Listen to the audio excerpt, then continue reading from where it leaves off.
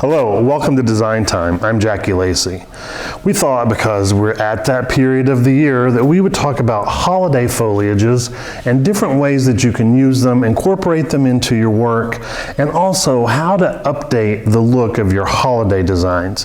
Where the market has changed over the last several years, we see an upsurgence of people looking for different, unique styles that you can't get at the big box stores or buy locally at some of those stands. The traditional is still very popular, and it's always going to be. The traditional colors, red, green, gold, anything metallic, all still trending, all very hot. But what we're seeing with today's generation is they want something that's a little bit different. Not what they saw at their grandma's house, although what we're also seeing is the incorporation of antique pieces, antique styles and looks with an updated look. So trying to put all that together is incredibly important. That's why we thought that we'd share with you some of the things that we saw at market that will be including in our market setup at the NAPCO showroom in Atlanta this year. A lot of these pieces you can find at NAPCO. A lot of them are brand new, so they won't be available until they come out available in the market next month. But it's really important to make sure that you stay on top of what's trending. Number one, let's talk about foliage. Now, I happen to be allergic to Christmas foliage, so it's one of those things with why did you get into the industry when you're allergic to anything that you have to use? We make do, and besides, it's an incredible, beautiful, wonderful industry, and I love being in it. With the holiday foliages, and what I might suggest you call them instead of holiday foliages is winter greens.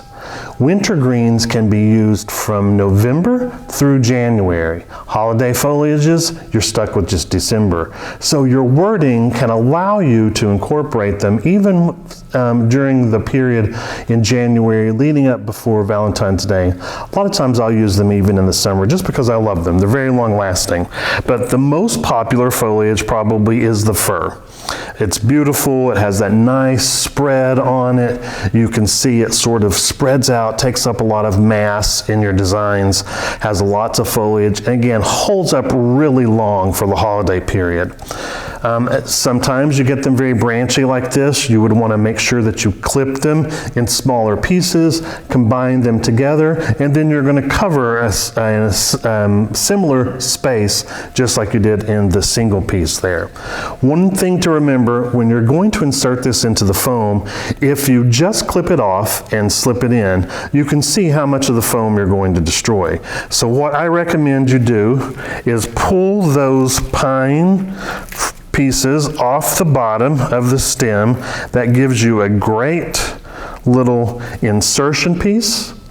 And then just make sure that you give that a little angled clip right there on the tip so that it slips into the foam very easily. This can be put in foam well in advance of when you actually need it. So you can do a lot of green-ups with these and just have them ready to add in some additional pieces. One of the other popular foliages this time of the year, popular winter foliages, remember that, is the juniper. And it's great because it has those beautiful juniper berries on there. Smells incredible if you like the holiday period, and one of the great things about the berries being blue, if you haven't heard, classic blue is the color of Pantone color of the year for 2020. So you're incorporating already a little bit of that blue color into what you're doing without even having to think about it. So you've got the berries, you've got a nice branchy. It's a little tighter. Generally the pieces are smaller because of the way the juniper grows. So you might have to save this for some of your smaller designs that have tight, close pieces where you can easily slip them in without having to have a very long branch. Cedar. We love cedar. The way it drapes, beautiful darker green color on the front, the lighter vibrant green on the back, so you sort of get a color combination there, but you can see how that it can hang out, kind of give you that drapey, beautiful, traditional look for the holidays. And then holly, and a lot of people just think that holly is one of those things that says Merry Christmas. We get variegated, and then you've got the solid green holly. what a lot of people say, they get so upset because the berries are way down here on the bottom. Remember with holly, it doesn't necessarily need to have a water source and will hold up for a very long time. So what I always do when I'm using it is I clip the branch down, making sure I'm going to do it at an angle away from the front so that that lighter green doesn't stand out.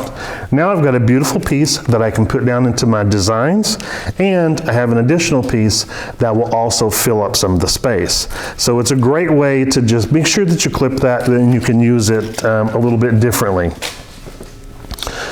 Also too, removing some of this from the bottom is a great way to allow you to have enough stem to slip it right down into your designs. Now, as we begin to look at some of the things that I created to talk about, you don't always have to do just the winter greens. You can incorporate that with some of your everyday foliages like the variegated pittosporum. You get a little bit of that white, some of that gold color sometimes in there. And then baker fern or leatherleaf is a great foliage in the market that's available. Helps you fill things up. And then bringing in some of the natural products that you might have available around your area.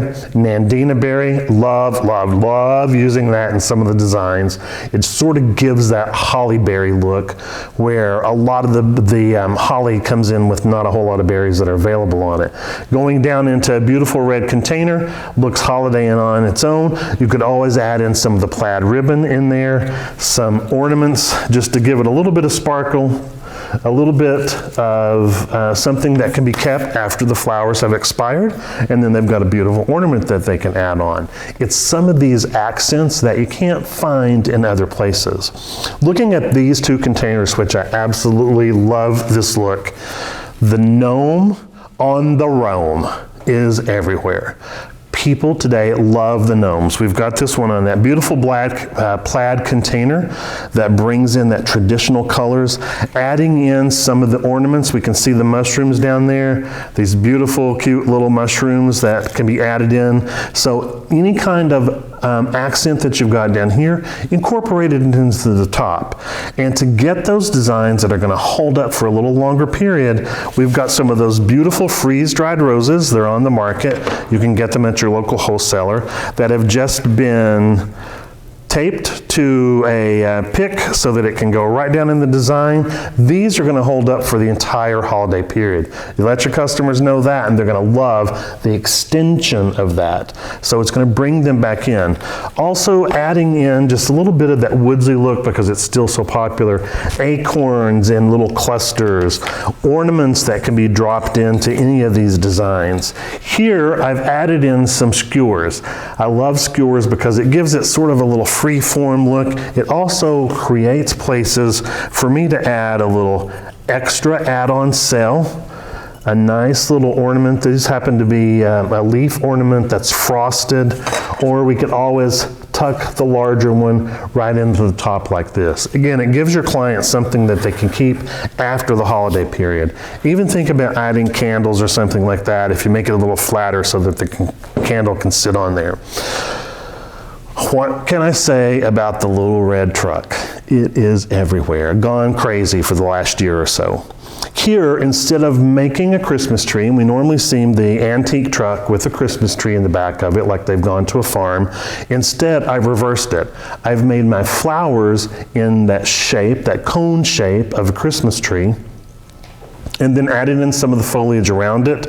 I've decorated with a little burlap because that fits right in with the antique look, pine cones of course, and then I could not resist these beautiful little animals that have been turned into the Christmas ant, a bug, a bird, or a bee. Fly right out of your retail space. So we're incorporating those, just a little whimsy, a little fun that we're adding in. No, it's not antique, but you want to make sure that you have things that will appeal to every generation. And then last, but of course not least, I just couldn't resist bringing up this garden gnome that has been created for this upcoming season that could easily go in your garden. You could have put a plant in there, or for the holiday period, top it with that great little frosted tree that has the gnome Santa cap on top. Look for items that are timeless, that will always be available, but also look at what is a fad as opposed to a trend in today's market. Many of these things are incorporate the fads, bring in the trends, but don't ever forget that traditional is always going to be available. It's always going to be around. I hope you can use some of these things for your holiday period. I want to take the opportunity to say very happy holidays to everyone.